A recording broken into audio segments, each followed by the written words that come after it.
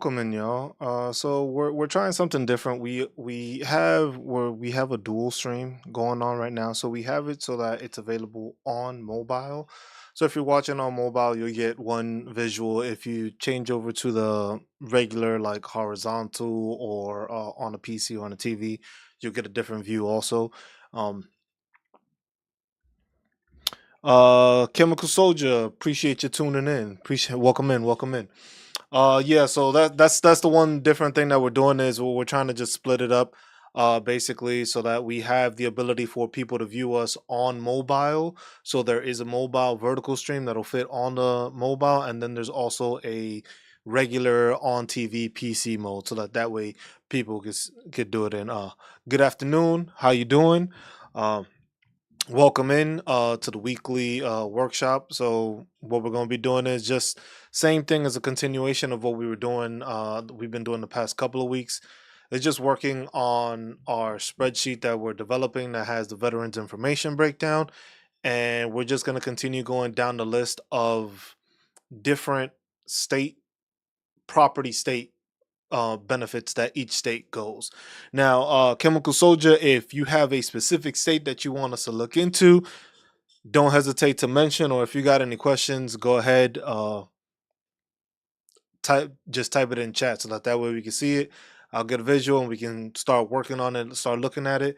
um like I said, like I've been saying with these past couple of weeks, each state is different. Some have a good amount of benefits that veterans can take advantage of. Some do not have. Like one that we did last week, Delaware. Delaware does not have anything that I saw, at least for state property tax.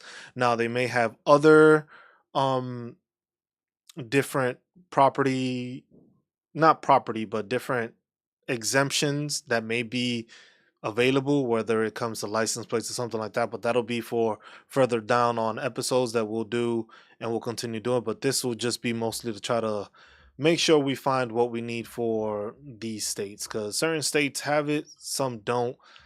And that's the problem we're looking into, and that's what we're trying to find out so that people are more aware of what's available to them. Also, the where you can look at it is if you're on reddit.com. The group that I find my information from is called Veterans Benefits. So if you look that up on Reddit, they have a amazing amount of information that you can look into. It has property tax, it has buddy statement letters, it has like different criteria for school, like the Chant VA educational benefits, chapter 31, chapter 35, like all those benefits. They have a breakdown there, and then they also give you a time period of when it was updated. So not all of them are updated or current, but it's a work in progress, so keep that in mind. But it does give you the information, like, hey, it was updated as of this time. And the community on Reddit right now currently has 119,000 veterans. Um, Top ranked, it's the top 5% ranked of one of the Reddit groups, but it has 119,000 veterans. Keep in mind that there's what, about 19 million veterans currently in the states, or basically around the world, but in the states, veteran wise, there's 19 million. So most groups do not have a big affiliation or big group to it. So that's something we still need to work on and get more information for. So we will go, we left off on the state of, oh, we were going to look to see if we could find Guam. That was the one thing found. And like I said, when we check in on some of these websites, some of them may have information, some of them may not, and that's something we have to look into. Okay, so we do have Guam, and hold on, let's switch that over. So we have this now, so we have it so that it's on mobile. It'll zoom in on the picture, so that it's a bit more visible. Which 31 years in the National Guard with 8 years of active duty time. Looking to retire next year. During the COVID crisis, I was called active duty. Okay, okay.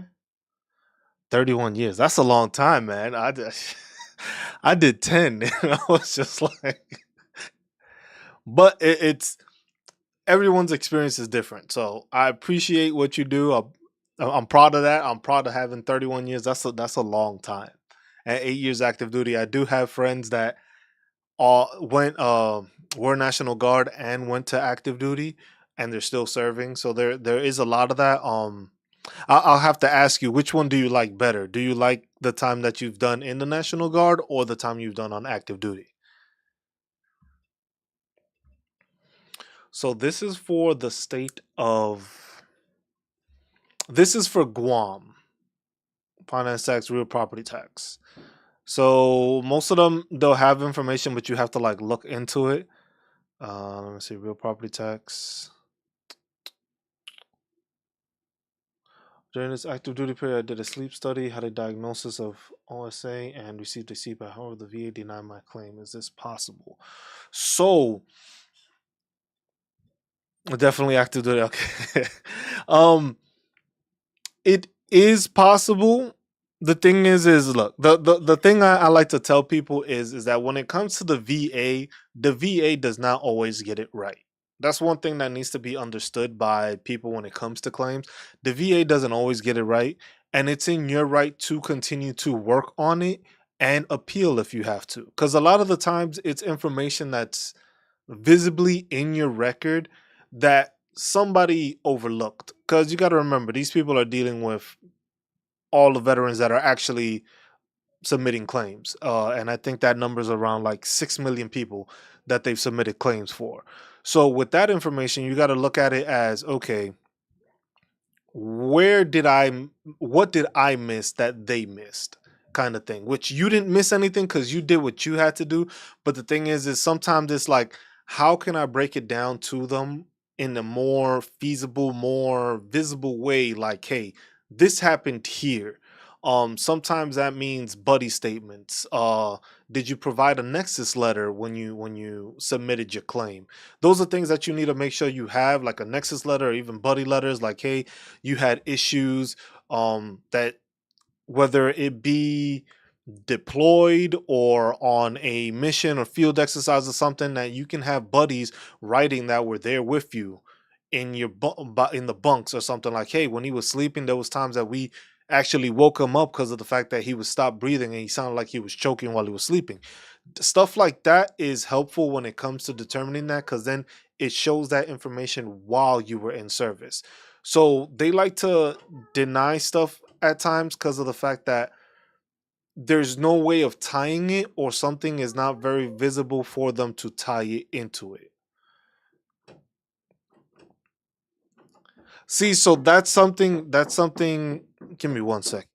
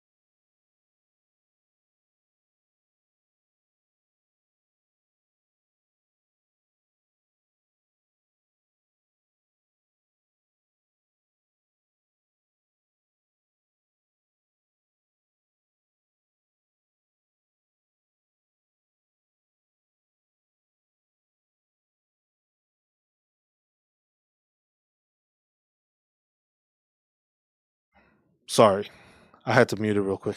Appreciate you for that.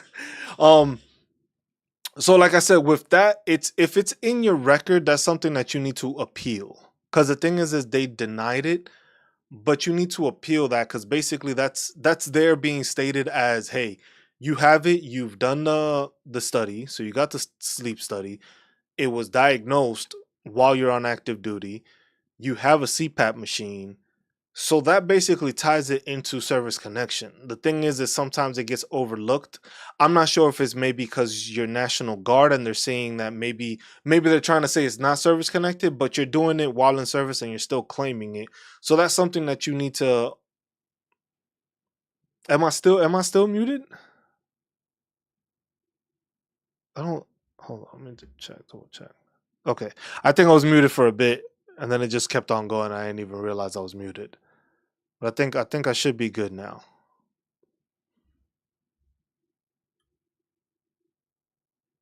Think think it's gone.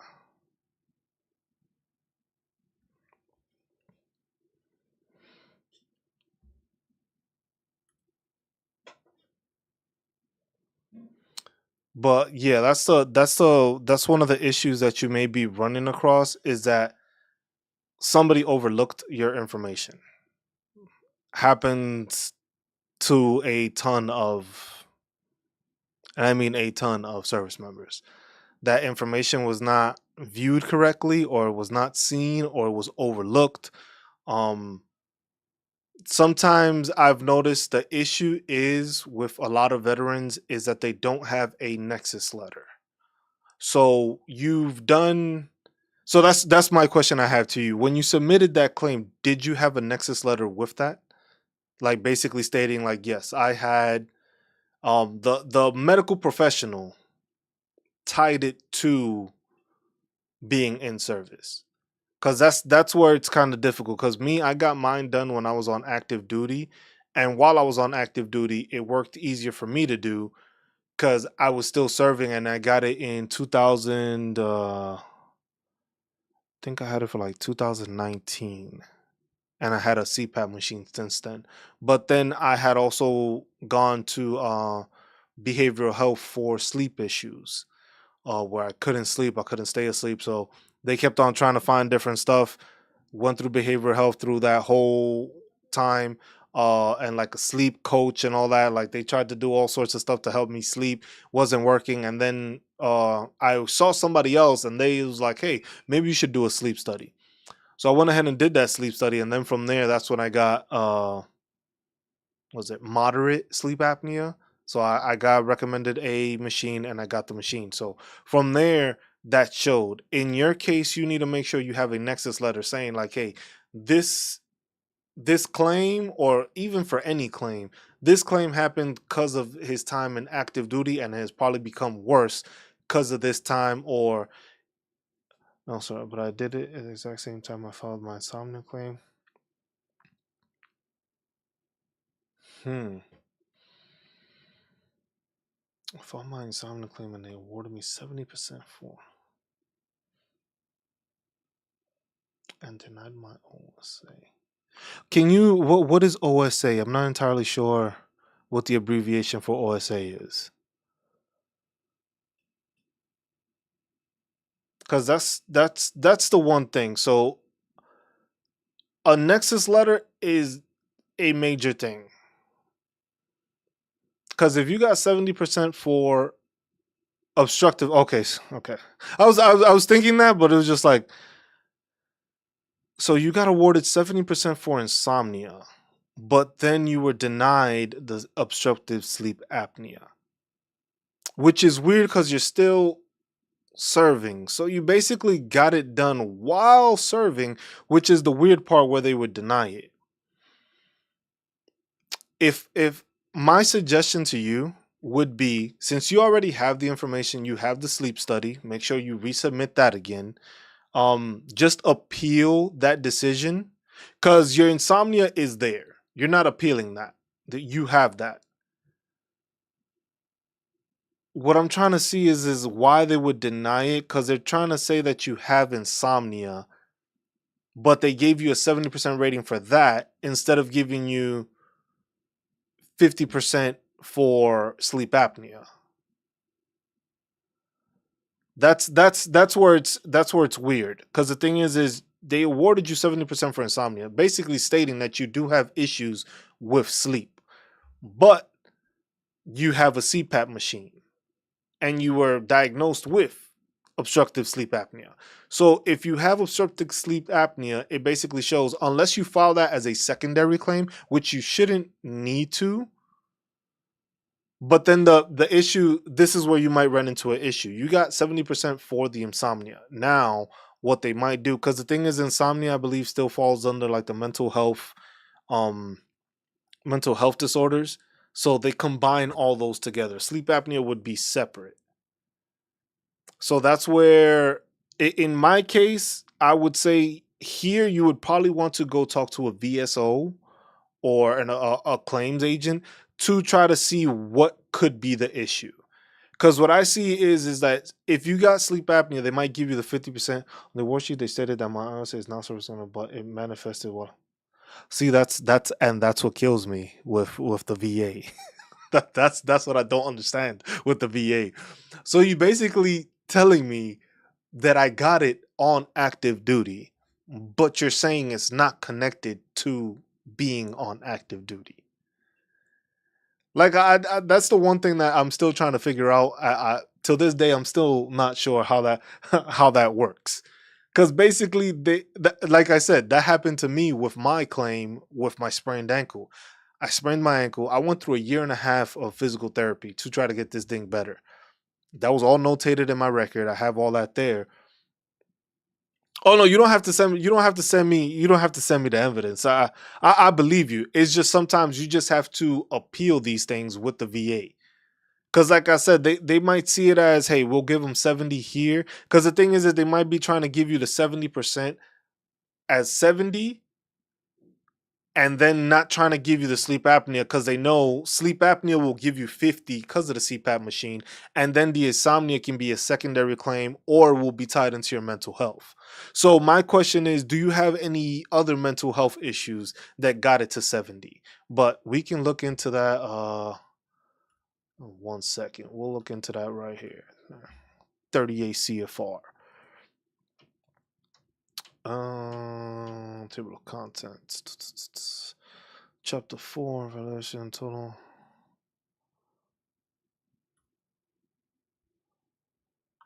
Let's see if we can find the mental health section.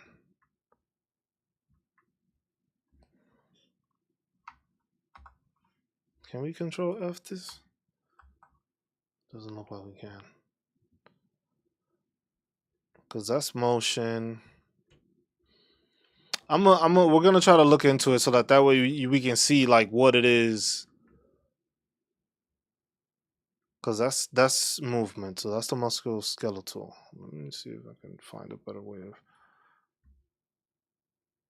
Okay, musculoskeletal, organs, infections, digestive, respiratory, neurological, mental disorders.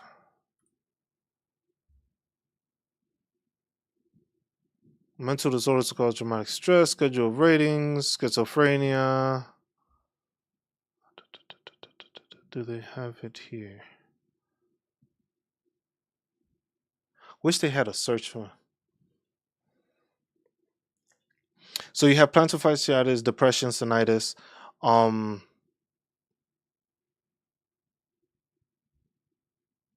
Because that's what I'm trying to figure out. Because the thing is, with sleep apnea, they have it a certain. It's made a certain way for sleep apnea. So sleep apnea falls under one thing. Mental disorders is a different thing. Would it fall under respiratory? Yeah, see, because you have tinnitus here, sinusitis. I can never say that right. Sinus, asthma, emphysema, chronic obstructive pulmonary disease, tuberculosis.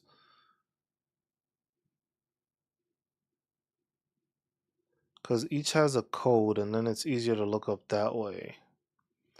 But that's what I'm saying. The thing is you have to appeal that because it clearly states that sleep apnea syndrome is chronic respiratory failure.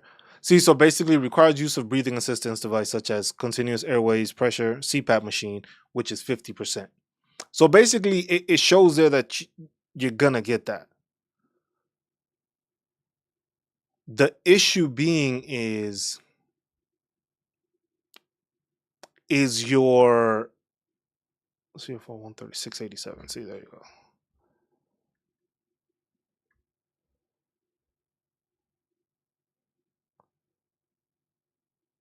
Code 6847. Yeah, because that's what we have for this one. That breaks it down and it tells you what it is. Now let's see if I can find can you tell me the code for the insomnia so I can find that one easier? Because I'm not sure. Because I believe that falls under a mental health issue.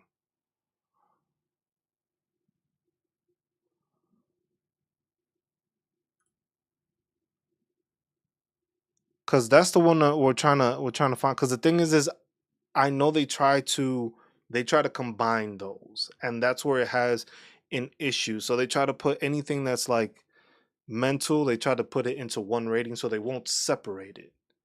The issue being is that you do fall, and it is stated in your thing that you are 338.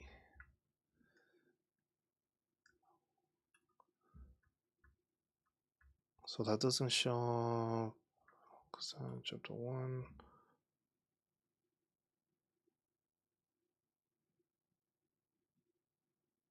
Because this is part 3. Doesn't go to 338.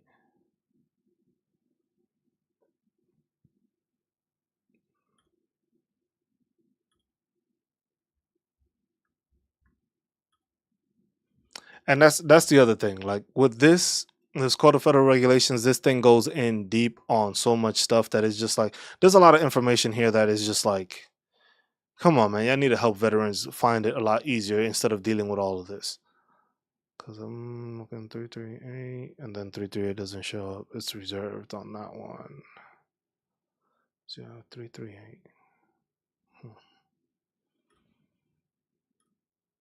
Because this is chapter 4. Total disabilities, compensation. Let me dive into the mental health one again. See, unless it's neurological, maybe?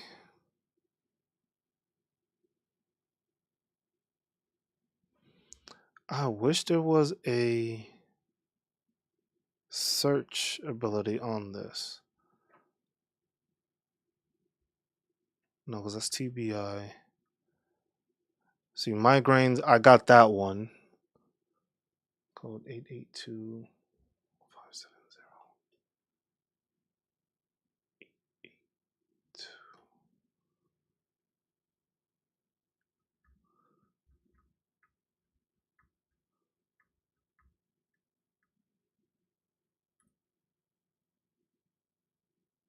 Because here is skips. 85.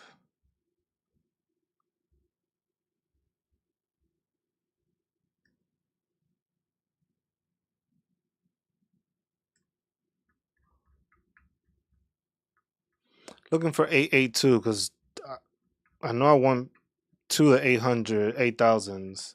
Well, 882570.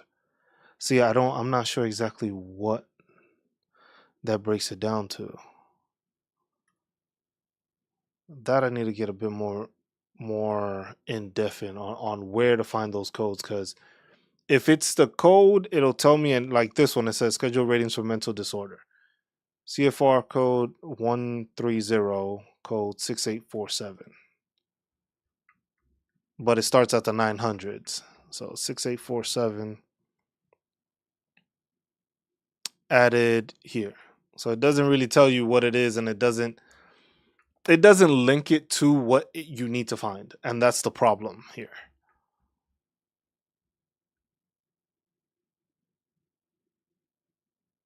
So okay.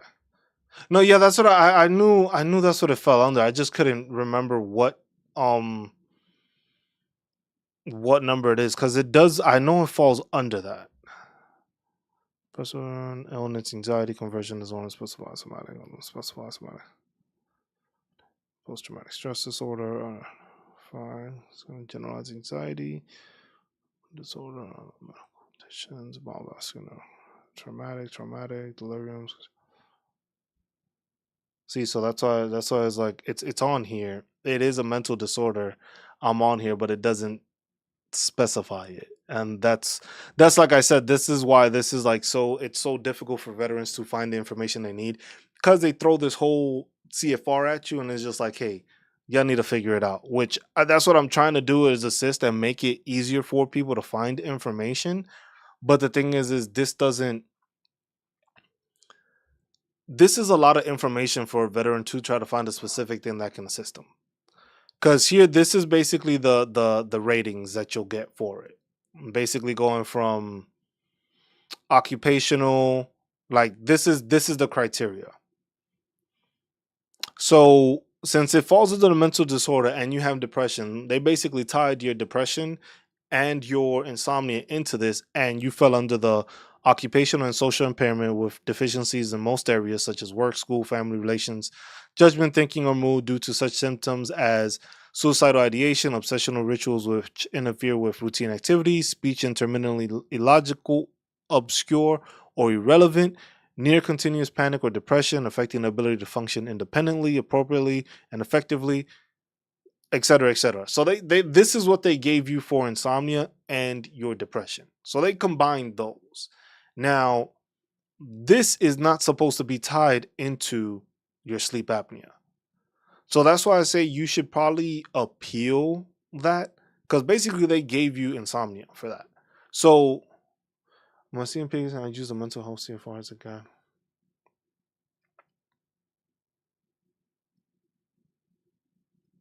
Yeah, because the thing is if you also so the thing is if you also have depression on there, they combine those. So what happens is that basically they say, okay, you have the effects of the depression, which got you a rating.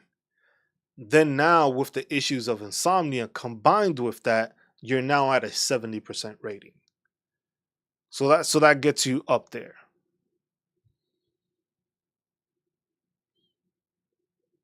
So that's what you're falling into, that you have that 70% rating and it basically is combined with insomnia and the depression. So the mental disorders are joined in.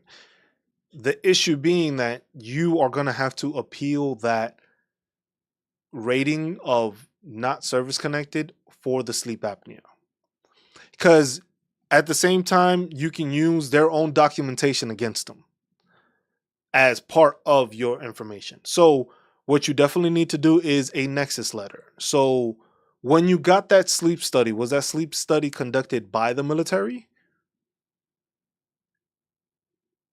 If it was there, I'm not sure exactly what you can do to try to connect it. Because if it was done by the military and the military said it was caused during, what was it that you said? It manifested while on active duty. That means that basically it happened during active duty. So that should be a service connection. It was conducted by the VA. So that's why it's like if you have the profile for it showing that you have it, I would say appeal it, and all those 3349s that you have, all those profiles, scan them. Scan all of those, upload those when it comes to the appeal. Because they're going to ask, like, hey, do you have any other information, stuff like that? Submit those profiles, add those profiles in there. Because that's one thing I noticed when I looked at my medical records, the profiles are not in there. At least I didn't notice it. I didn't notice a section where it had where my profiles were, for how long my profiles were. So if I were you or all the soldiers you have and they're gonna deal with this, make sure to tell them, like I tell people, have a folder with all your profiles. Cause the system before, you were able to pull up all the profiles you had. Then for some reason the military thought it was a good idea to just make it that you can only view the one you currently have.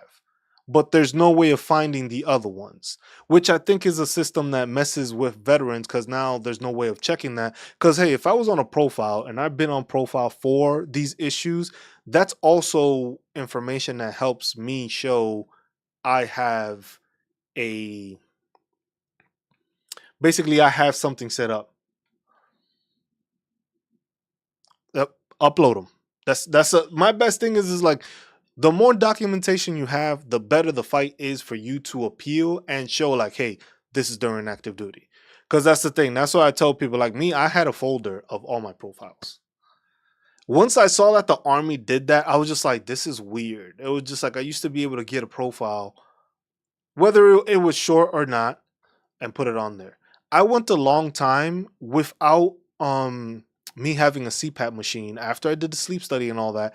I went almost a year and a half to almost 2 years without that being on my profile, which I didn't know it was supposed to be on my profile. I just took it as, well, I got the CPAP machine. They said I got sleep apnea. I'm gonna just use this machine. I didn't know I was supposed to have that on my profile, even though the PA was there, got me the examination, got me the test, saw the results. I gave it to him and he put it, but he did not put that I needed a profile. So that's something that is just like a lot of information is omitted from active duty service members that they don't know. Another thing is with those profiles and those injuries, when you go get seen, make sure that try to see if you can get a copy of it. Because a lot of the times those PAs do not put the actual information that you told them. Like the VA is supposed to acknowledge and write down how you said it happened and all that stuff. While on active duty, these people don't write shit. They really don't. They just put the information in there and they just leave it at that. You got all those you got all those profiles. Put all those profiles together. Get all those profiles together. Everything that shows the sleep apnea issues, put those together. Send them a copy, screenshot, or send that last page where it says, oh, what was it you said? But manifested while on active duty. Send that back to them. Take it, cut it out, put a snippet, or maybe just copy that same page, screenshot the whole page where that information is on, put that as part of the documentation you send into the claim. Then, besides that, what you'll end up doing is a buddy letter. Any of your buddies that you may have, anybody that you're still serving with. I know you go out to the field. Anytime you've been out in the field, do you use your CPAP machine in the field? If you do, have a buddy or a couple of buddies write that. Service member has to go, Sergeant so and so has to go to the field, but is required to have special it needs special requirements to go out to the field because of having a CPAP machine. So that was my issue. So I had no issue. I was always in the field. I didn't care. My issue got to the point was when I had my CPAP machine, I'm not going out to the field unless y'all make sure I have my own plug-in. I was like, I can't sleep in the tent. If I have to sleep behind the talk, so be it. But I need a plug to plug in my CPAP machine.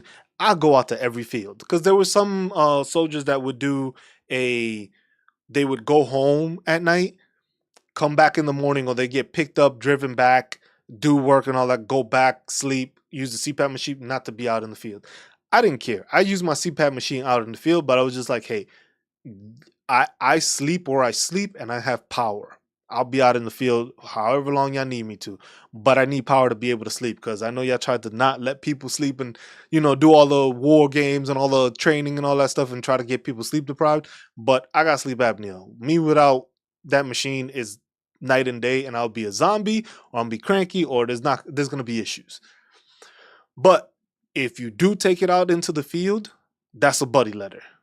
Holy sh! Yeah, I don't even know what to say. I wow. Thank you. I like you're my first ever donation. Wow. Thank you. Thank you. Um. Wow. I'm like in shock right now. I am in total shock right now. Wow. Wow. Thank you. Thank you. Uh. Now I'm just it's what I keep telling people is like because I still have soldiers. I have friends of mine that got out that call me to find out more information because I took it upon myself. It was just like when I was getting out, I got out of Germany. When I was leaving Germany, the information and the stuff is not the same as it is in the States. When you're living overseas and you're trying to do the VA and all that stuff, My briefing was very short. The VA briefing that they gave, like for Soldier for Life, like when you're exiting the transitioning process, it was like it's very short. It was basically like, hey, you go to the VA website, you go here and you file your claim, you put what you need to put, that's it. There was no in-depth breakdown of this is what you need to do. This is how you need to look at your medical records. This is the issues that may come up. This is the Code of Federal Regulations. None of that is ever mentioned to you when these soldiers are getting out the military. So the issue being is just like, I took it upon myself, like, you know what?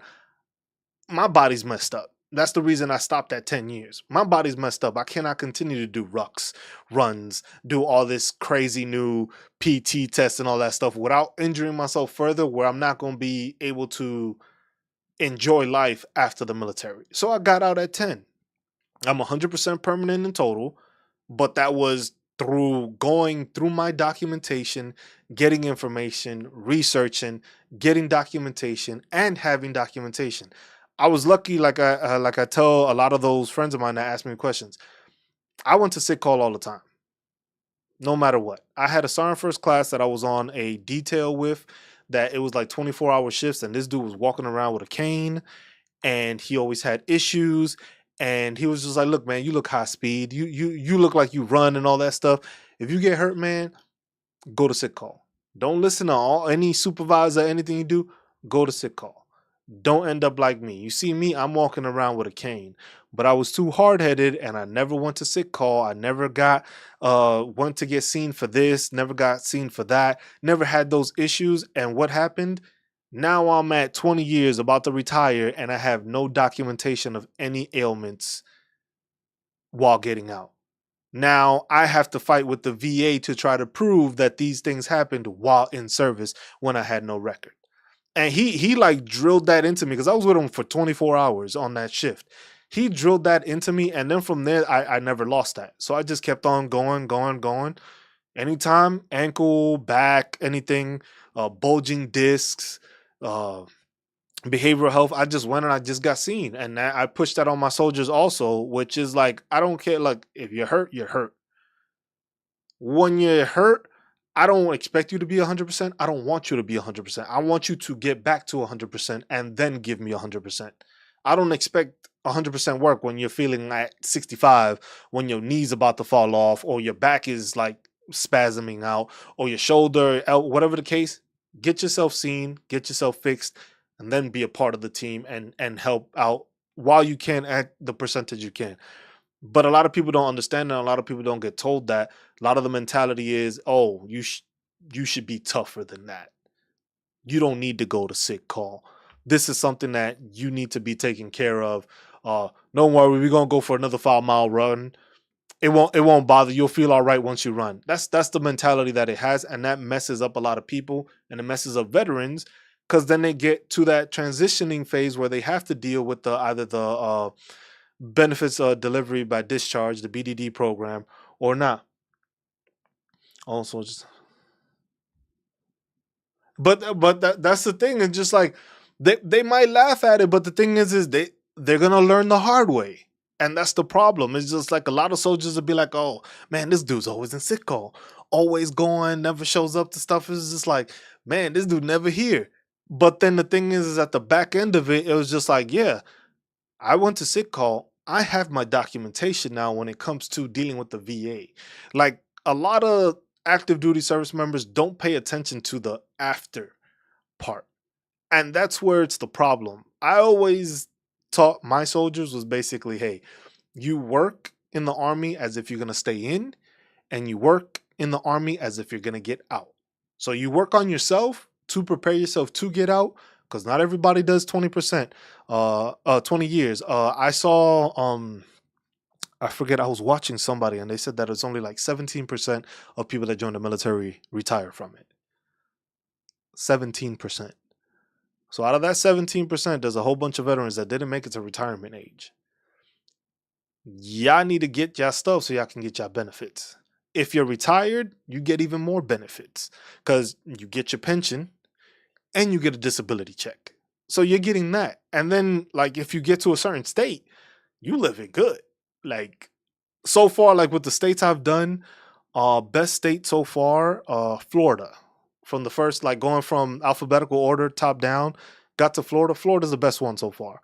There's no state property tax. There's no state tax, and your retirement doesn't get taxed, I believe.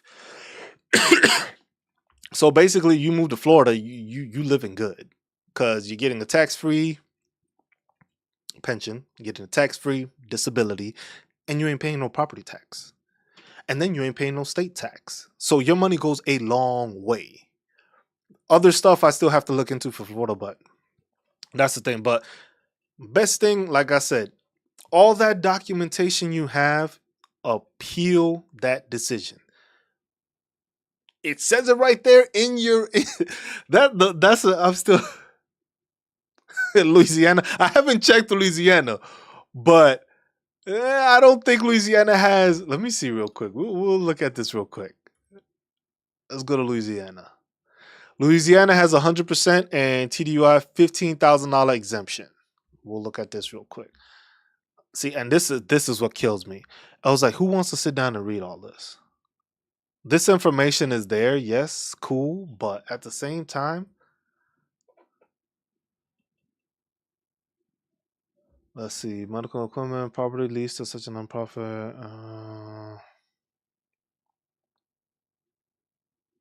And then it's like it's not broken down in an easy way to find. Okay, I saw department in addition to home exemption authorized pursuant to the provision, which applies to the first 7,000.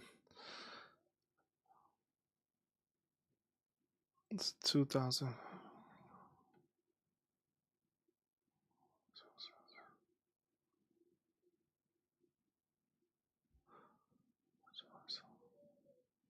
Addition to the Homestead Act, authorized pursuant to the provision of Section 20, which applies to the first $7,500 of the assessed fund, the next $4,500 owned by a veteran, reasonable 70% or more, but less than 100%. $7,500 in assessing. 100%.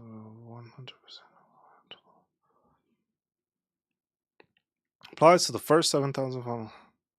The remaining assessed valuation of property receiving the homestead exemption that is owned and occupied by a veteran with a service-connected disability rating of 100% unemployability or total disabled by the United States Department of Veteran Affairs shall be exempt from ad valorem taxation. The surviving spouse, rating of 100%, okay.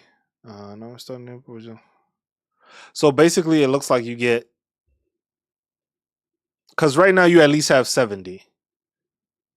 Because you have that one rating that's there. First $7,500. Then the next 4,500. So you're looking at 12,000. That is not the first 12,000 in taxes is non-taxable for you, at least for your home. This is, and then the that's the one thing that I've noticed while I've been looking at all of these. So yeah, 80%. Okay. So you would fall into that, into this one where you get the 4,000 because it says rating of 70% or more, but less than 100. You fall into the first $7,500 and then the next $4,500. So it seems like the $7,500 is what everyone gets as a veteran, but as you go up in rating, they put it up a bit more. The one thing I have that I've noticed while watching and looking at all these videos, or like the videos I've done, and just like the laws and all that stuff, a lot of this stuff is outdated. A lot of this tax information, like that you get taxes back from, is outdated. Because the thing is you got to look at it. Property tax has gone up. All this stuff has gone up. But somehow the laws of all those exemptions has not. So that's one thing I've noticed. Because property tax has gone up. most evaluations of homes has gone up, so taxes have gone up for it. But the exemption has not for veterans. So that's something I think is just like with doing this, it just brings that to light. So like when people watch it, because I plan on making separate videos for each state, so that each state I have like a roundabout, like, hey, these are the exemptions, these are the things you have, so that everybody can go to, oh, okay, this state has this. Louisiana basically has that you got 7,500 if you're just a veteran, but then it goes up if you get up to 50% or more, but less than 70, you just get the 7,000 and then 2,000 after. If you're at 70% but not at 100, you get the 7,500, then another 4,500.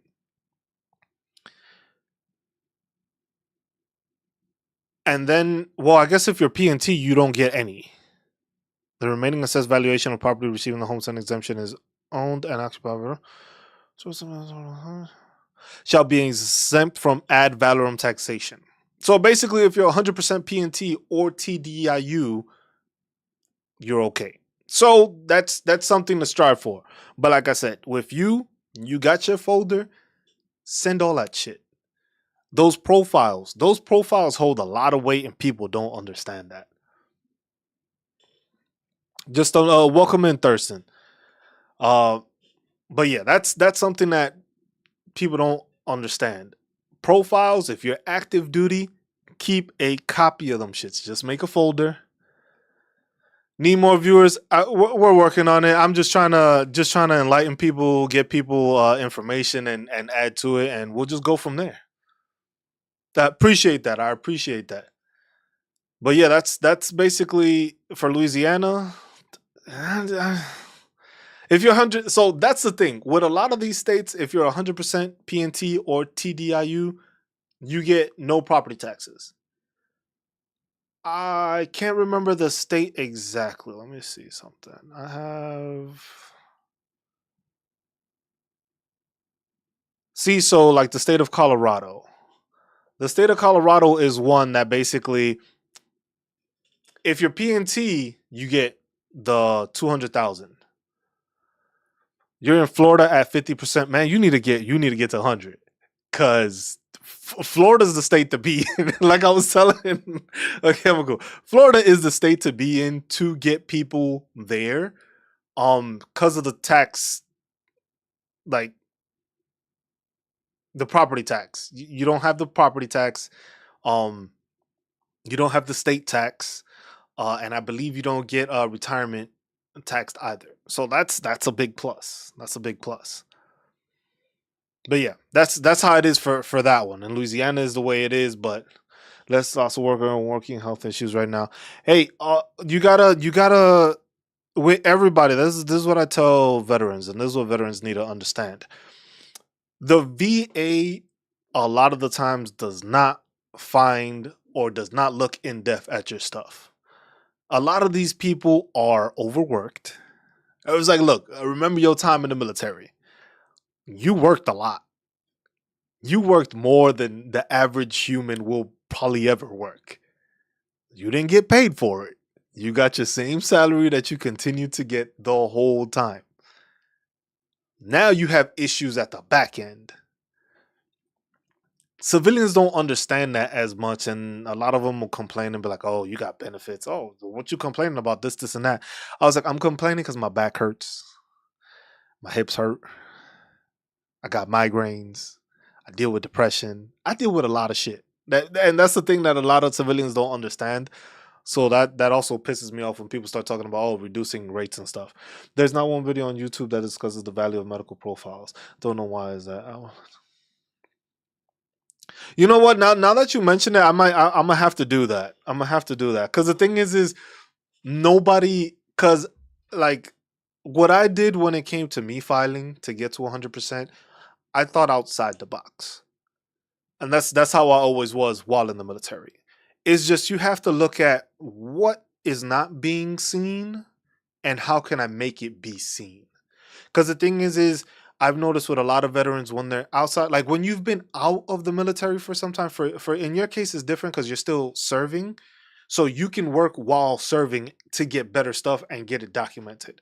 When you're out of the service, it's a lot of the times you have to go back and people need to find those buddy statements from people.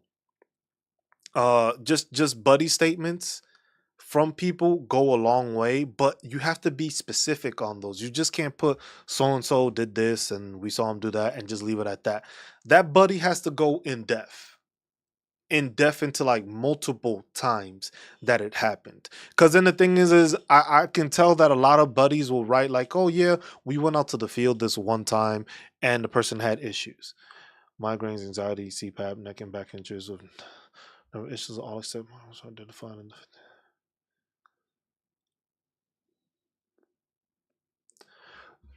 okay, so I received one leaving the service. So, Thurston, I have to ask, with those injuries and all that stuff, was that in your documentation? Because the other thing is the VA likes to give you that cutoff. Like, hey, you did 1 year after you done with active duty, they don't give a damn.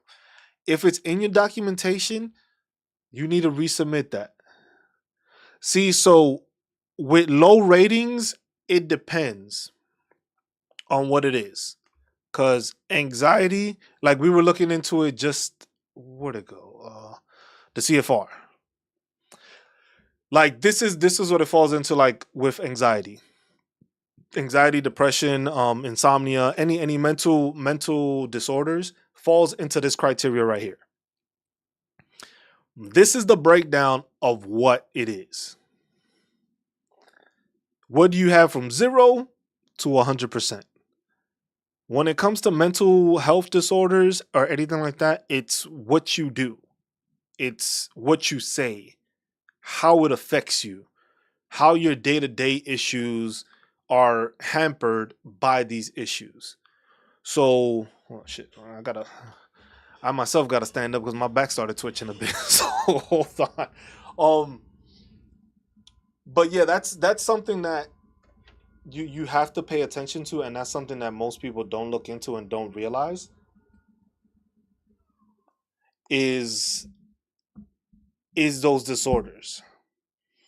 So here the breakdown with mental health, occupational social impairment with occasional decrease in work efficiency, intermittent periods of inability to perform occupational tasks, although generally functioning satisfactorily with routine behavior, self-care and conversation normal due to such symptoms as depressed mood, anxiety.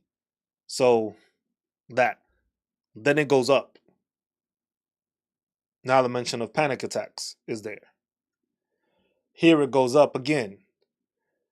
Unprovoked irritability with periods of violence, spatial disorientation, neglect of personal appearance and hygiene, which that one bothers me.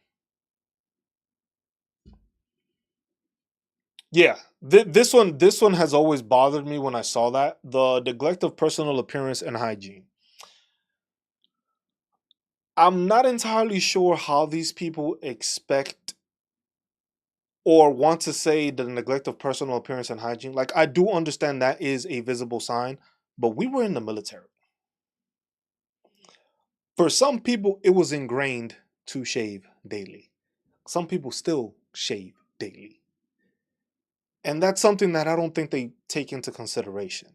I was just like, you want me to look all scruffy? Like I'm actually letting the beard grow. I've been out what going on this November. I hit 2 years of being out. This is as much as I've grown my beard. You know how many times I've already shaved it off because I looked at myself and I was just like, damn, I don't want to do this. Wife couldn't work with her. See, so that's something you need to put into that also, Thurston. That's something that your wife can write a statement to try to add an increase and be like, look, you were dealing with all these issues.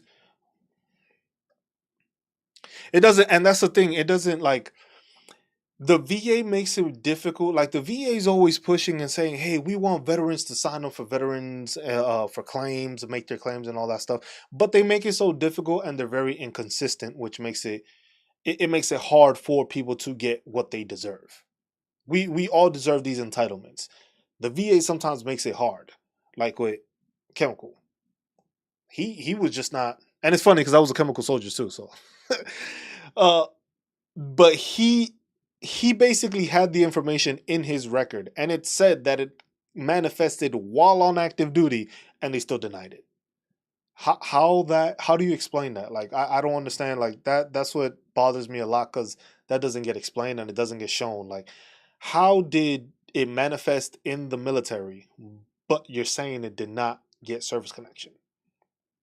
You have all those different issues that are low. What people don't understand is that you can ask for an increase. It's not asking for a brand new claim. You're asking for an increase because some of these ailments have gotten worse. If you have back issues, back pain, neck, you might start developing back spasms now.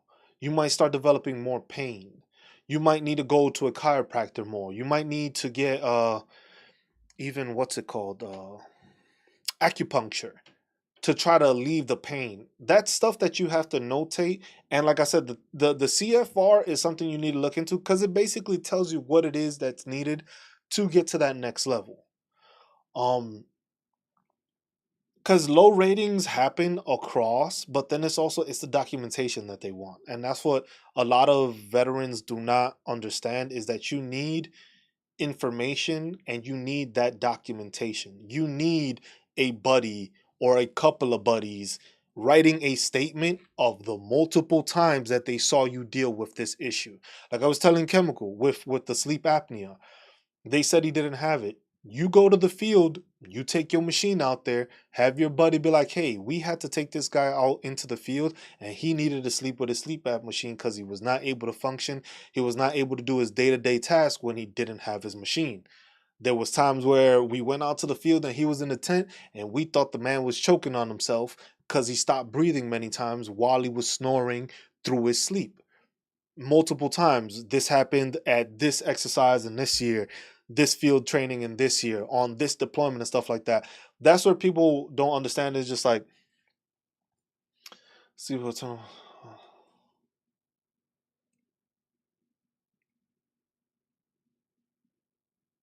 So they didn't. They said to sleep with a tennis ball.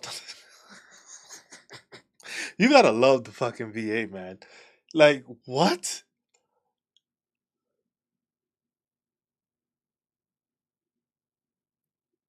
You have to. So that's where you have to have that diagnosis now from a doctor now, but a statement from your wife included.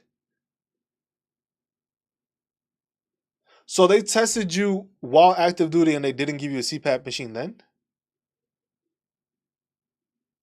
That's what like I said, that's what baffles me sometimes when it comes to. So you need to make sure that that doctor is connecting it, writing a nexus letter. The nexus letter is basically a letter from that medical professional that diagnosed you and got you on the CPAP machine saying that this was occurred from your time there. So and so has been taking care of you for who knows how long or whatever the case may be. And this is what happened at this time. My wife, this is the statement that she has from this time. If you have any buddies from that Gulf War era where you had that sleep apnea, put that Nexus letter. And they still denied it? If they still denied it after that, you have to appeal. Or sometimes it's like I hate trying to push people towards like lawyers and stuff like that. I hate doing that because I don't want veterans to spend their money. I don't think no gave you 0%.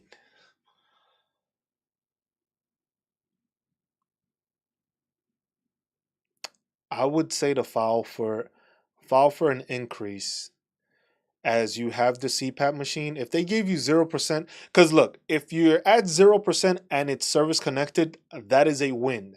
That is a win because you can ask for an increase. So that is the thing that it's if it's service connected, you already are in a better spot. Why? Because the military already saw that that is an issue. Now, what you can try to do is file for an increase on the sleep apnea due to the fact that you have to use your CPAP machine. And then from there, that can be added on to a new Nexus letter from that doctor saying, hey, I've diagnosed this since so and so time. He has been wearing it so and so time. This is his yeah, and that's why I'm trying to do these streams. That's why I'm trying to make these videos for veterans so that because the thing is that's the issue with everybody I talk to. This information is not given to veterans when we need it. It's always 5, 10 years after the fact, or after the fact you've been out of the military and are dealing with all these issues that you got from the military, but it doesn't get explained to people. So that's why I'm doing these videos because it's like this information needs to get out to people. Because I, I will say this: not everybody is supposed to be 100% permanent in total. I'll say that. Not everybody's experience is the same. But if you have the ailments and you have the stuff that shows that you're 100%, you should be receiving it. And that's where the VA comes into that issue where it's like information like that wasn't known. Most people don't know. I was telling, I literally just spoke to one of my friends that I was my first duty station. She has 3 kids. I was there when they got married. Um, the husband proposed while I was the guidon holder in front of the battalion. He was standing in front of me. I moved out the way. The sergeant major made her do like an about face, and he was on his knee and proposed. Greatest thing ever I was a part of while in the military. But she called me because she was like, "Hey, I'm at 90%, but I'm trying to get to 100, and I have all these issues. Is there anything I can file, can't file?" And it's just like I tell people, I'm not an expert at this. I'm going off of my experience, what I've learned, and what I continue to learn. Documentation is key for everything with the VA. Documentation. Like I said, with those medical profiles earlier, most people don't realize that your medical profile says you were injured by this. You are on a profile for this amount of time for this. If you have a stack of those profiles saying that you got injured and you had all that, that's fuel for your fire to throw it at the VA. Most people don't understand that. Documentation, even in your medical records, you got to go line by line. Every single thing that you went, got seen, got notated, that has to be put in there. Buddy statements, any buddies you have, hey, can you do me a solid and write a and the thing is the hardest 10% is the hardest. Why? Because the VA always fucks with you. That's why. Because I was at 90% and I was basically at 100. I had to appeal my ankle sprain, which I went to physical therapy for a year and a half. And I'm still dealing with it because it still like kind of gives out on me and stuff. For a year and a half, went to physical therapy and they denied it. They said there was no service connection. And I had to fight that. And once I fought that, that's when I got up to my 100%. I filed the extra stuff because I filed for hearing loss. I didn't even know that was a thing. I knew tinnitus was. I didn't know hearing loss was a thing. Um, Hearing on my left ear, out of whack. I had the documentation in my record of the time when I went to hearing, got the hearing test done, which most of the time you can never hear the shit anyway, or you think you hear it, or you're beeping and clicking, and just like, did I hear that or did I not? And you're not sure. That happened, and then come to find out, because it was just like I noticed it more because it's like talking with the wife. The wife tries to tell me something. I'm like, huh? If she's on this side, but then if I'm on this side, I can hear her. She's like, "What, are you deaf?" And I'm just like, I'm starting to think I am. So then I got it checked. Yeah, that's why I was like, you can never tell because it's just like, did I? No, that wasn't it. And then it's just because you still hear the ring from the last one. Yeah, those hearing tests, they need to find a better way.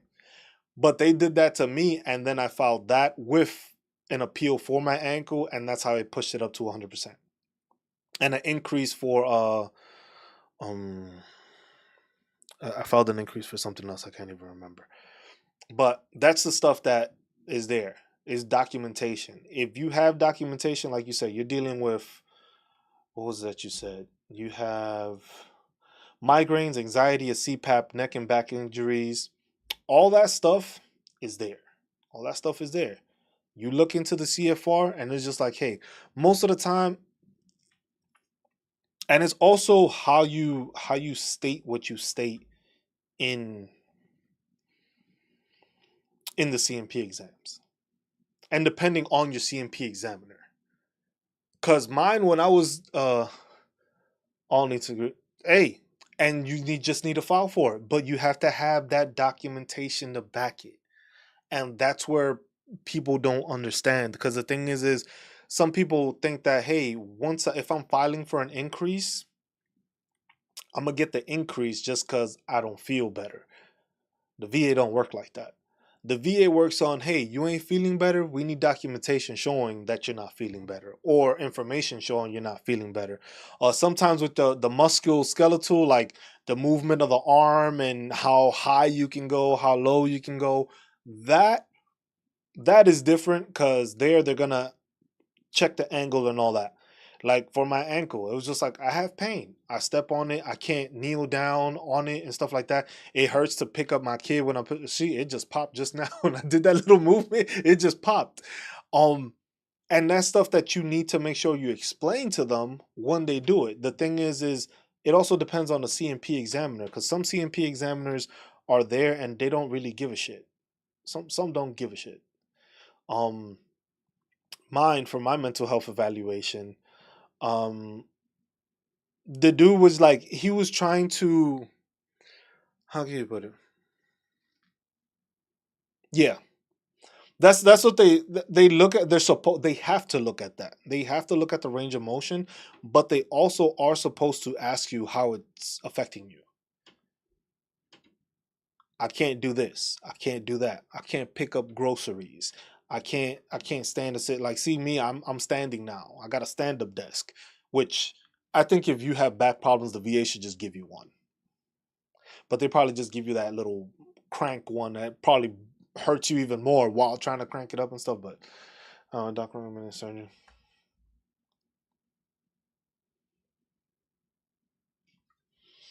Have you gone through your VA doctor and notified them of that? Cause so there's one thing that being surgery, you might get paid temporarily at 100% while you're in surgery or rehabilitating from an injury because it's going to render you like unemployable or something like that. So that is a way. But then also, that's a way for you to try to, how you like try to connect those things with the military. So okay, so make sure you go and talk to whoever, because I know everyone has like their VA doctor that they're supposed to go see. Send them a message, let them know, hey, or talk to the clinic and be like, look, I'm having an issue where my private doctor is recommending issues for that I have with my back or neck, whatever the case may be. And I was trying to see how I would go about filing for an increase with this and what I have to do with the VA so that they either cover the thing because it is an issue and it's service connected. So the VA should be covering that. It shouldn't be you paying out of pocket for these surgeries.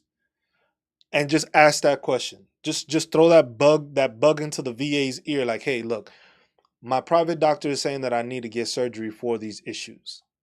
So my issues have not gotten better. So that can also be used. Yeah, I wouldn't do it. I wouldn't. I had the same thing that they came to me, and I asked tons of veterans. I was like, hey, how do you feel about like what is it, disc fusion? And I was just like, that don't sound appealing to me. It doesn't sound appealing. I don't want to do it. I don't even think I want to think about doing it because I heard good things. I had some active duty soldiers that were like, man, this is the best thing I ever did.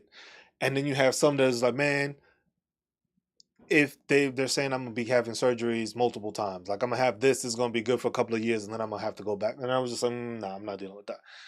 But See, look at what you just said. The civilian doc does it, but the risk of spinal injuries. So you have the spinal injury, you have that information. Your ailment has gotten that bad that your doctor is recommending surgery. Yeah, see, that's exactly what I've heard many a time. But that's something that you need to that's documentation you need. You need this documentation because that right there is something that can show for an increase. Not entirely sure how that doctor will word it, but he has to figure out a way to word it that basically saying, but that's why I said talk to the VA, ask them, hey, this is what may happen.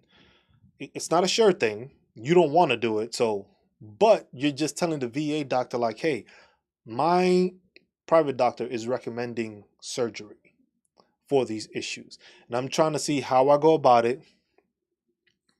Yep, I have my somewhere. Somewhere I have my my MRIs, my X-rays. I have all those discs all and stashed away. I don't need them right now because I still go to the doctor, but they're stashed away in case of anything. But you have that information. You have the new scans. You have how it's gotten. It's basically showing that it's gotten worse. That's how you file for an increase because now you have imaging. Have to figure out how to get that imaging onto or like print it out, like because it's usually they put it on the disc. You can print it out, or see if you can make a copy. That's all documentation. You have to get all that documentation, all of that, because you're showing like, look, you went through the avenues of doing it, and the pain is persisting and getting worse. So you need it. You're asking for an increase for that reason. Like you said, have physical therapy, chiropractor, all this. You got the scans showing that it's worse because the VA is gonna have whatever scans you had while in service if they did or didn't, but they already connected it, so you're good. Now you have these new scans showing that the issue has gotten worse. That's why you're asking for an increase. So yeah, your movement and all that. I'm no, I'm using the Cairo right now. Going weekly. I think I get 12 visits with the chiropractor. Um, has it helped? I don't think so. I kind of feel good at times, but the couple of days after, when it's like my body trying to realign itself and straighten itself out, I'm in more pain because it's like my body's not used to being lined up. And then it's like my body's still slipping back into the position it was before. So it's like it's painful because it's straightened how it's supposed to be. And then when it starts going back to where it's used to, it's painful again. So, um, look, don't let the VA can't frown upon shit. They have all these services. They want you to use them, but then they don't. They want to limit it. Cause like for mental health, I go see a therapist. I just got I had to reauthor get ask for another reauthorization to continue seeing my therapist. So when I spoke on that, they asked me, it was like, hey, because I was like, usually service members go every week, and I was just like, I go every 2 weeks because there's issues that don't allow me to go every week.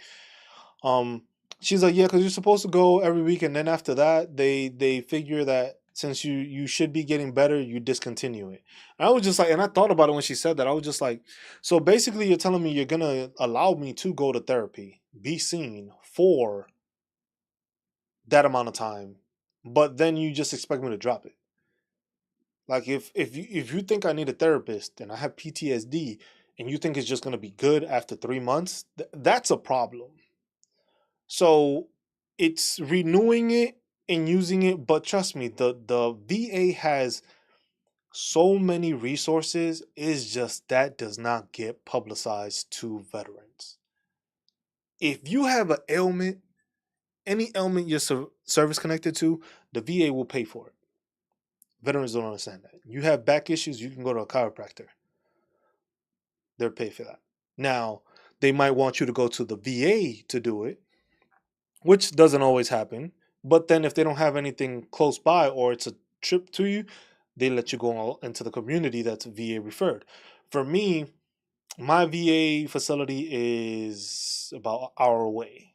So for some, it was like, look, if I could drive 5 minutes, 10 minutes and get to the chiropractor or get to this, fine. Like for dental, I have to drive that hour to get dental done. But at 100%, you get free dental. So that's why striving for 100 is the thing. It's there's a lot of benefits to it, but it's the documentation. Need to get your paperwork straight. Need to get information showing that is bad. Like, look, you already have all the ammunition you need. It's just asking for an increase. These are the reasons. This is the issue I'm having. My back hurts here. My back hurts there. I have the DVDs and the scans and the imaging showing that my back is deteriorating even more than from the last time. That's information that's there, and that's why you're asking for an increase. The nexus letter from that doctor stating this, and that has gotten worse. A statement letter from your wife, if you're married, or for somebody close by that sees you or deals with you all the time, is like, hey, I'm always going to have I'm always helping him carry bags or carry his groceries into the house or cut his lawn or cut his yard and stuff because he can't move around and his back starts hurting when he's doing all that stuff is stuff that needs to be put into a letter so that you have that information and it backs what you're doing. Once you have that information backing you, resubmit. Submit for an increase. And then it's the waiting game with them. You wait, see what's going on, and then you hope that you get that information and they read it correctly and they see it, they approve it and they increase it. Now, does it always happen that way? No. Sometimes they want you to fight further and then you have to appeal it. And then sometimes through the appeal is when they realize like, oh shit, we overlooked something. Um see see see there you go. There you go. You just got a buddy statement from that. That's look. I didn't even know that. And look, I just thought about it. I'm just saying stuff like that. It's and that's why I'm doing these things. Think outside the box. That's my thing. Thinking outside the box because people don't think about these things. They just think of certain things that is like no. There's like what shows the VA your issue's getting wrong or something's getting worse. Buddy statements stating that. But when you get him to write that statement, he's been cutting your lawn for who knows X amount of time. At first, you can just have him say, like, at first he was able to do it or he wasn't. I saw that his lawn or his yard would keep on growing and he wasn't able to cut it. So I offered to start. There you go. So for the past year, your ailments have gotten that bad that you can't cut your own yard or your own lawn, that your neighbors saw that you couldn't do it, offered to help to do it, and he's been doing it for the past year. Put that in a buddy statement, have him sign it. There's another document you have to submit for your increase. There you go. See, that's two people I've helped today. See, I like this. I like this. I like this. We can get a lot of help from people here, and that's why I tell people it's just like there's a lot of information here. Like I'm not charging anybody for this. This is information that's free for you. This is stuff that every veteran should know, but they just don't think about it and they don't see it that way because they just think, oh, I'm just not getting better, and that's what I'm gonna propose, or I have this documentation every week. Every week, that's what I'm going for. If I don't feel well or there's a scheduling issue or something like that, I will put that out in a post to let people know. But every week, this is what I'm doing. This week it was supposed to be like the state property taxes, but we got into it with chemical and yourself, Thurston, just like looking at it, seeing the information that was needed. And like I said, this is what I want to do because it's like every week I could just help somebody out, help give somebody information, help them with. Because the thing is look, like I want to say, I am not an expert. I'm not an expert. I am not assuring that you will get an increase. I am not guaranteeing you will get an increase. There's the there's possibilities of losing percentages when it comes to it. But if you have your ducks in a row when it comes to it, oh no no no no no, don't worry about it because that's why I want to do these. Because the thing is I could only talk about the state property for so long. Then it's gonna be me just making a video for each state, but that takes time. So with this, at least I know every week I can talk to subscribers, members. I could talk to them every week, and if they have issues, we can look into it, look into the CFR, see what information people may need or things that people may need.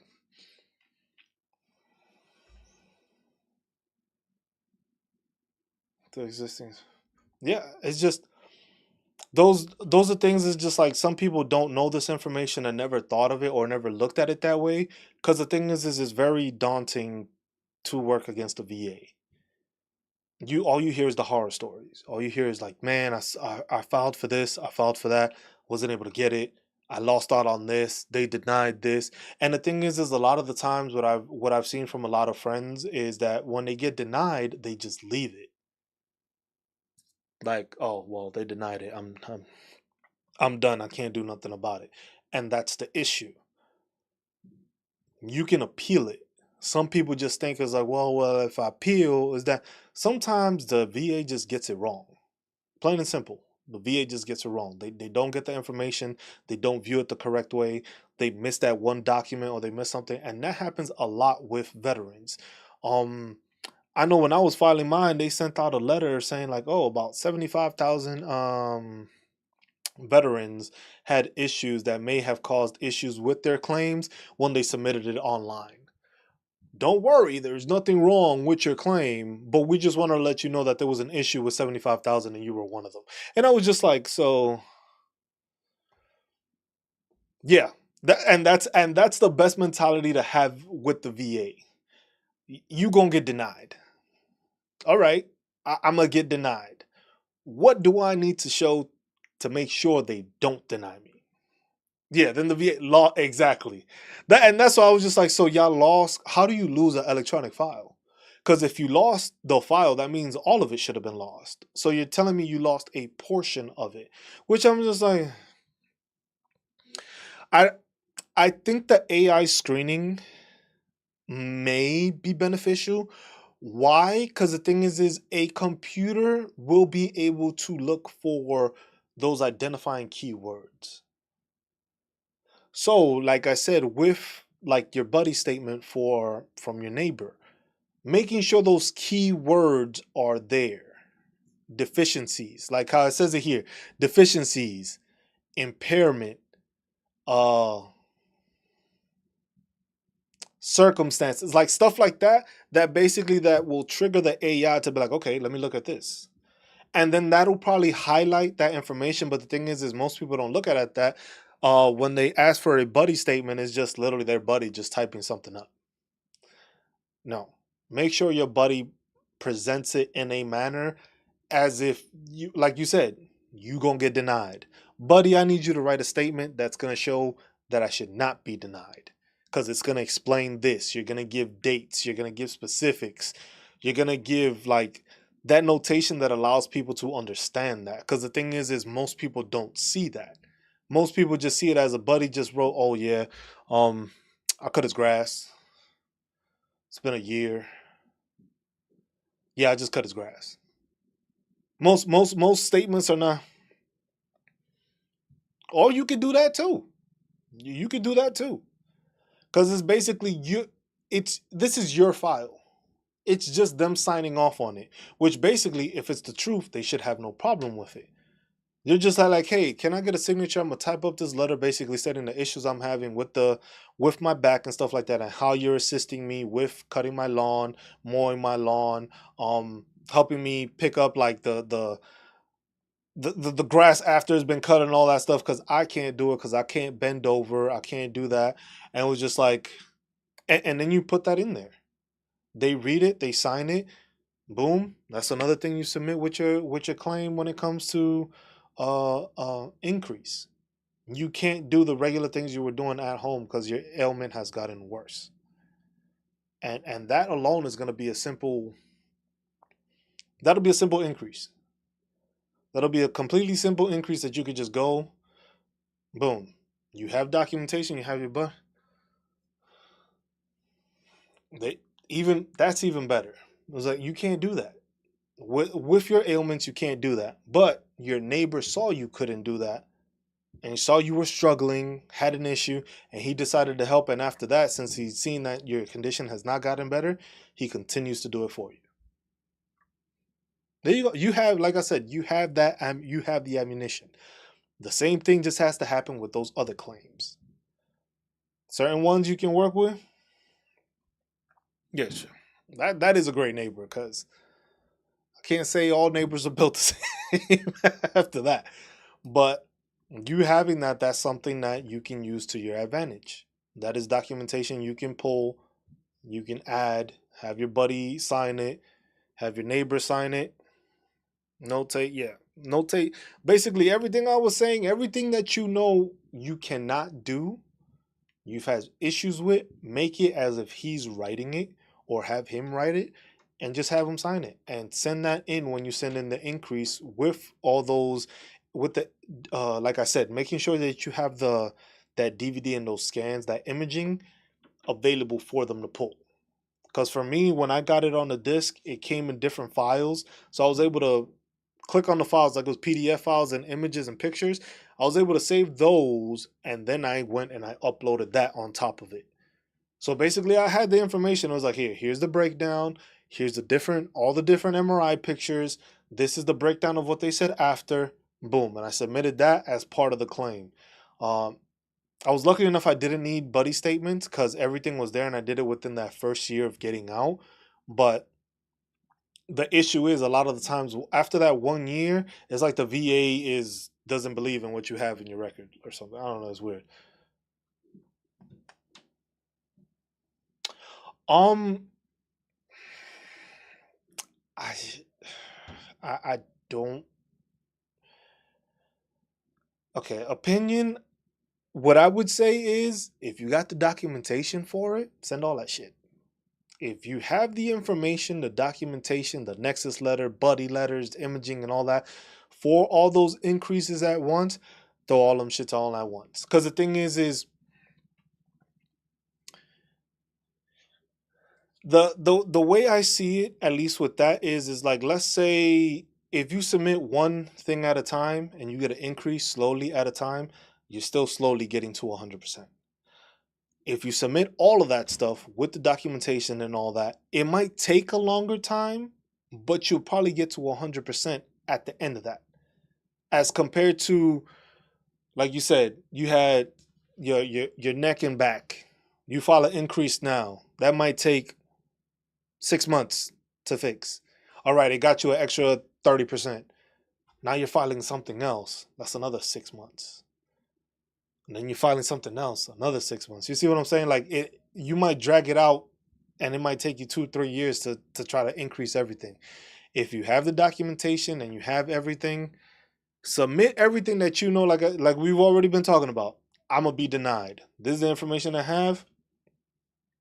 Yeah, do all. I would say all because the thing is if you have all the documentation, you have the imagery, you have all that stuff, you know what the CFR says you need. Submit all of it at the same time. Because then the thing is at least you know from when that was filed. If all of those get improved and you get to 100%, you'll get backdated to that date. If you do it that you do it incrementally, you're only gonna get that little back pay for each thing and not the full amount. See what I'm saying? Um, but I would say the best thing is if you have all that information, you have the documentation, intent to file, and have all that stuff there. Back, buddy statements, neighbor statements, wife statements. So if so I would say on the timeline of that, I would still file for an increase. But in that case, it's like you have to wait to see where that testing goes, like how long it's going to be before you receive it.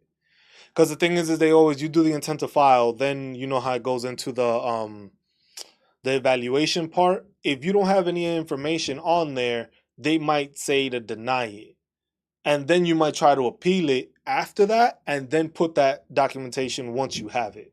Kind of. So you could do it that way, which still ties you into that first claim and it's not a separate claim, or you can wait for a separate claim. But the thing is like with the issues you already have and the statements that you're going to provide, that's going to give you a nice increase, or it should. But like I said, just because they deny it or they don't give you the increase does not mean you should not appeal it. Because like I said, you have the documentation, and that's the biggest thing the VA likes to go for is documentation and making sure, okay, this person is actually hurt, this person's actually going through this stuff. He has documentation, he has a nexus letter from a medical professional, he has his neighbor making these statements, he has his wife making these statements. You have all that stuff that helps with an increase. You just got to look at it as like, how do I not get denied? How can I prove to them that this has gotten worse? Not only for my statements, which I will do at the CMP when they check me again, and you won't have the same movement and all that stuff, but then those documents and those letters also get tied into it because they view that also, or they're supposed to view it. But like I said, some of these people are overworked. They don't want to do the work. They don't want to look at the stuff. They skim through it and they don't pay attention to it. So that's why if you know there's something wrong with you and you know you have the documentation for it, you always veterans need to appeal. Because another thing is like a lot of people are always scared of like, oh, once I'm at 100%, I don't want to file any more claims or file for increases or do this stuff like that. I was like, I think that's the wrong answer. Because right now I'm at 100%. If I got any more ailments or some shit that I know is gonna get worse or getting worse because of my time in the military, I'm gonna claim it. Why? Yes, it might look at my other ratings, but the thing is I got to 100% because the military knows and the VA knows I ain't gonna get better. My back ain't gonna regrow itself. Mental health ain't gonna get better. It's something I deal with. Issues, all my ailments, they're not gonna get better. That's why you get to that point. So it's like, unless you lied about it, then that's a different story. Then I would be worried about filing something else because then they're gonna check it and be like, oh well, you look perfectly fine. No, they're gonna check for those ailments, and the thing is, especially with this with the PACT Act, there's a lot of stuff in there. There's a lot of people. There's a lot of veterans. There's a lot of fucking veterans that I've ran into while going into the VA, but I'm dealing with cancer, dealing with stuff like that that was caused by their time overseas. Now, if somebody's scared to lose 100%, even though they got like cancer, no, you want to make sure because the thing is that's protection for your family at the back end. Because if something happens to you and it's service connected, your what is it, indemnity? I think it's indemnity they call it. I forget what it is, but your dependents continue to get those checks. They get a check. Now, if you die and it's not service connected, it's just like you died. The VA don't give a damn. And that's the thing. It's just like there's no set thing that is like a continuance thing, and that's something different also with the state, with each state. Some states provide that if you are a surviving spouse of a veteran that died from service connected things, they continue to get the property tax exemption. That's a benefit that most people don't understand. Yeah, that's something that a lot of people don't understand. There's If you are service connected and you die because of a service connection, your family gets to, I forget what it's, I think it's indemnity. Let me see if I find it here. Veteran. Let's see. Education. No. Disability compensation. And this is another, like, if you don't know, Thurston, if you ever been on Reddit, you look up these guys. It's veterans benefits, and they have a ton of information. A lot of the information I'm getting and I'm providing is through them. So I always like to give them a shout out because I found a lot of them.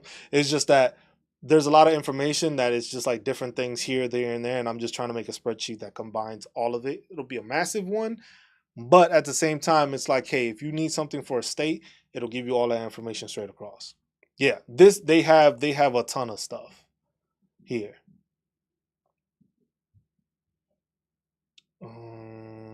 But they should. I know they have like a surviving spouse thing,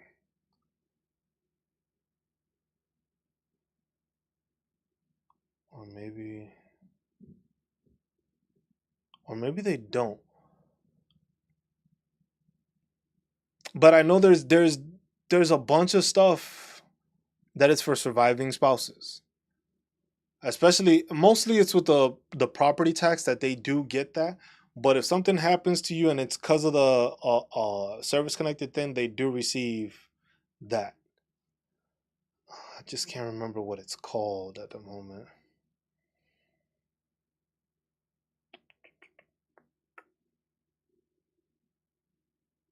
And then some even have, like, Florida. I know has a ton of state veteran benefits.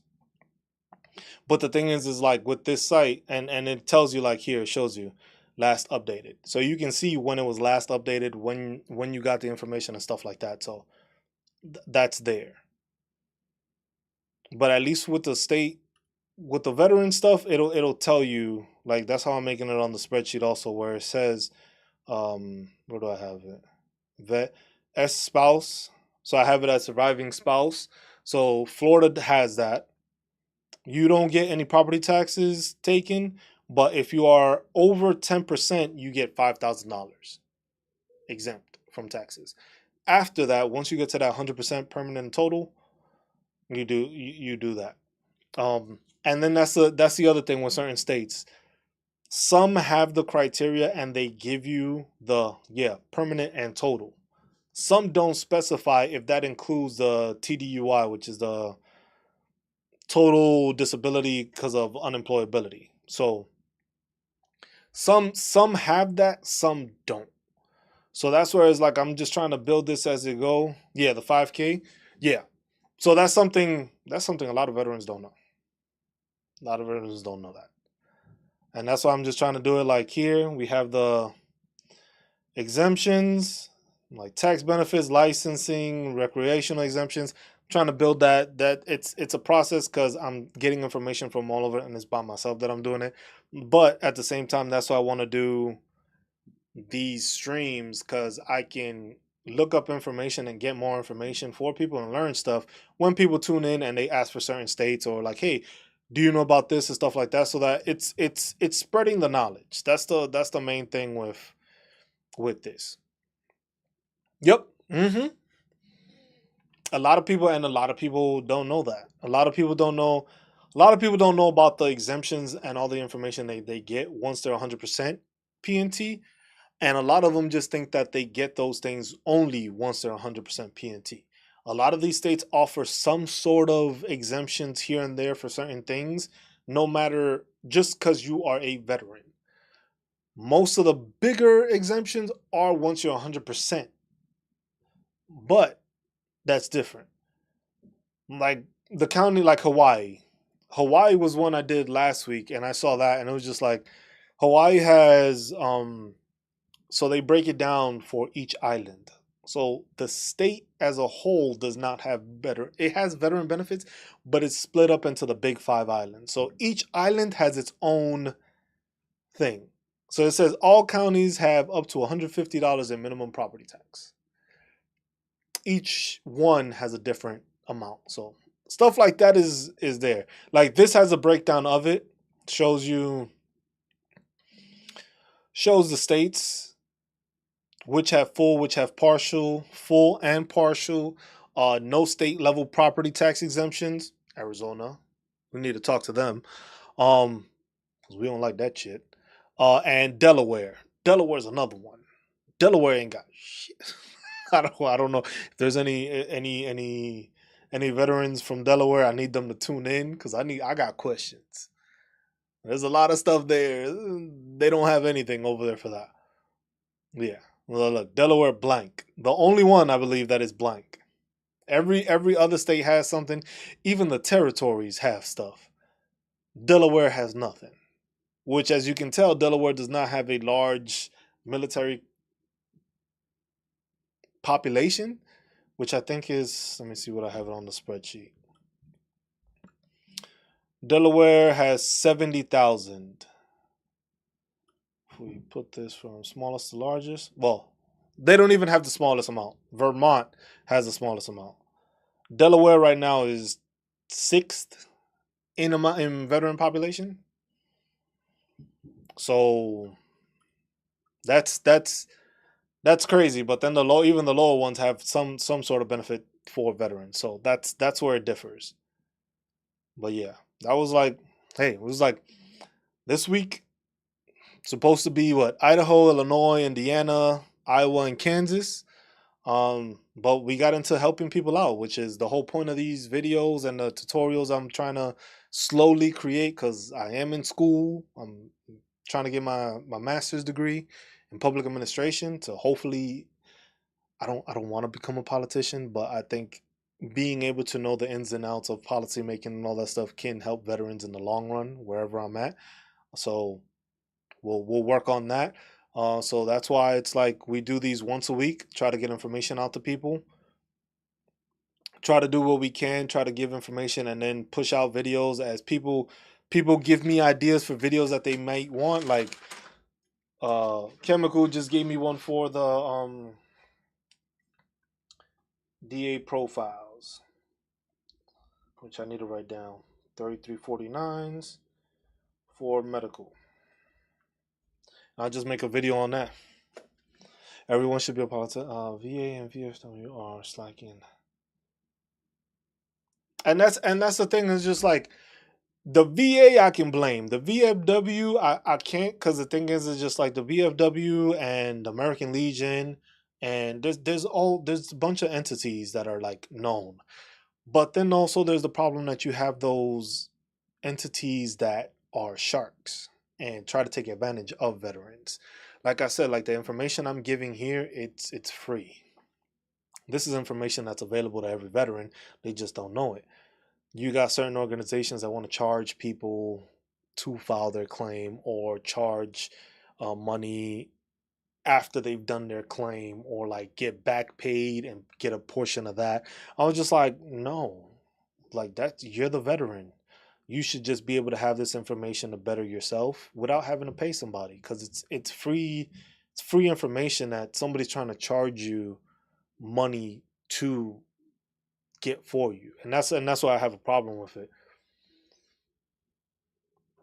Yeah, everybody should be, and everybody should be a politician. Everybody should be able to fight for their right. But the thing is sometimes, as veterans, I've noticed is like, yeah, I deal with a lot of, at least from the beginning of the start of this channel, where I just did like numbers, like basically the VA rates and stuff like that, and the proposed VA rates.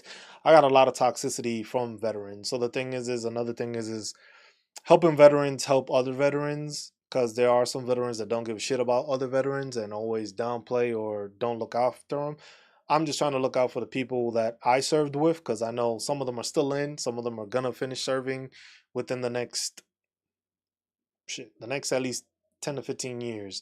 I know there's gonna be people still calling me, asking me for questions, and I'm gonna be doing this, and I'm gonna continue to try to help people and assist them as best I can to try to file claims, try to improve their claims, try to increase their claims, and I'm not going to charge anybody for it. It was like there's a membership on the channel if somebody wants to join, but that's not even necessary. It's just getting information out there, and making sure veterans are aware of what's going on. And that's the most I can do. Each veteran is like, hey, if you can spread the word, let people know we'll do these on Sundays. We'll try to do it every single week, every Sunday, 12 p.m. Central Standard Time, which is 1 o'clock Eastern Time. I believe it's another hour, 11 Mountain Time, and then 10 o'clock Western or Coastal. Damn, what damn time zone is that again? Pacific Standard Time. There you go. Lost it. I was like, what time was like Western? But yeah, um, but yeah, this. So we'll end this stream on that note. Um, you're in Central Northwest. Okay, I'm in Kansas. I fall into Kansas. So it'll be 12 noon for you next Sunday. We'll do this. I am also doing it both on mobile, and I'm doing it on PC or on TV. So I'm trying to do that so that basically people can see it on both edges. So you will have a vertical version video, and then you will also have a computer version. But this version will, I believe, both will be posted on there. I just have to. I'm not sure because YouTube is just rolling this feature out. So I was just trying to get ahead of it and start seeing how it works. But Thurston, I appreciate you tuning in. Uh, Chemical Soldier, appreciate you tuning in, and I appreciate the $50 donation. That first time in the channel, and that I'm still kind of in shock of that. Thank you. Um, as always, be good to each other, love one another, take care of each other. Um, and I will see y'all next week on Sunday. Thurston, we're gonna have this conversation every week. We're gonna see how you doing, how's it going, how's it improving, and we're gonna keep on working and trying to get more information to help people out. That's the most I can do. That's the most I can do to help people. Like I said, I'm not giving no guarantees. I'm just trying to give people the information and help people assist themselves in getting their benefits and entitlements. And that's all I got. Appreciate y'all. You be safe too. Make sure that neighbor of yours keeps cutting that grass. Make them write that statement. All right? I'll check you out.